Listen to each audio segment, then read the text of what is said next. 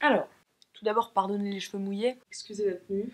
Je sors de la douche. Pardonnez aussi ma voix de Carla Bruni. Pourtant, quelqu'un m'a dit... Je sors de la grippe. Je voulais vous parler de packaging de shampoing, bordel, parce que y a des trucs que je comprends pas. Avec l'instant inutile, toi aussi aborde les vrais sujets importants de la vie. Est-ce que t'es à l'aise quand t'es tout nu?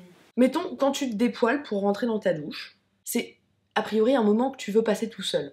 Mais si tu te rendais compte, au moment où t'es à Walp dans ta douche, qu'il y a quelqu'un qui te regarde, bah tu flipperais un peu. Alors là, j'aurais bien voulu vous sortir une bouteille de shampoing pour vous dire, vous voyez ce que je veux dire. Mais évidemment, bah j'en ai pas de ce style actuellement, aussi parce que ça me met extrêmement mal à l'aise. Mais vous voyez ce que je veux dire. Les shampoings sur lesquels il y a des personnes. Tu les connais pas, tu les as jamais vus, c'est des mannequins qui ont été payés genre 20 balles pour faire des photos de stock, qui ont ensuite été utilisées et mises comme ça sur les putains de flacons de shampoing, et ces personnes t'accompagnent dans ta douche pendant des semaines, des semaines. Pourquoi? Enfin, les mecs ils y réfléchissent vachement. Ils savent le nombre d'heures qu'on passe à regarder comme ça les packaging du shampoing, parce qu'on n'a rien d'autre à faire à ce moment-là. On est là, et puis on a ça devant les yeux. C'est le même principe que l'arrière de la boîte de céréales.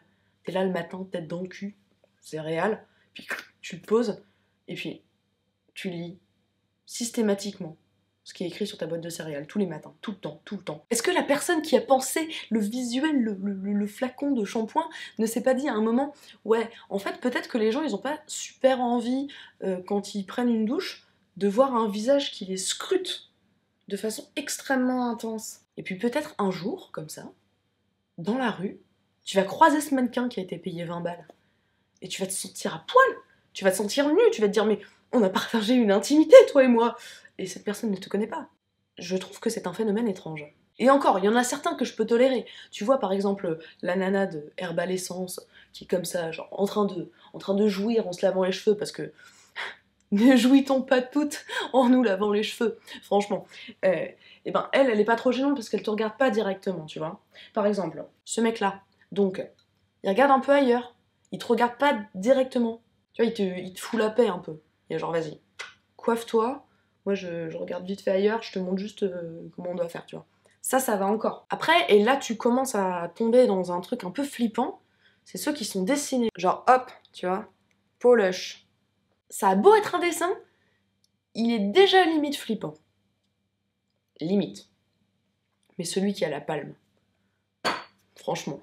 Allez, on va faire un petit jeu. Vous allez faire pause quand je vais vous le dire, et vous allez m'écrire dans les commentaires, deviner de qui je veux parler, quelle marque, quel gars, quel bonhomme est sur les packaging de ces shampoings et fait flipper tout le monde parce qu'il te regarde d'un air à se dire dis donc la petite nana là, comme ça sous l'eau, pas trop mal hein. Attention, pause, allez-y. Nous revoilà, et vous l'avez deviné, c'est ratatatatata, Franck Provost. Le mec trop flippant, vous voyez pas de qui je veux parler? Lui. Lui. Lui. Alors je ne remets pas en question la marque Franck Provost. D'ailleurs, cette vidéo est sponsorisée par Franck Provost. Non, je déconne. Franck, pense à moi, envoie-moi des sous. Mais par contre, juste,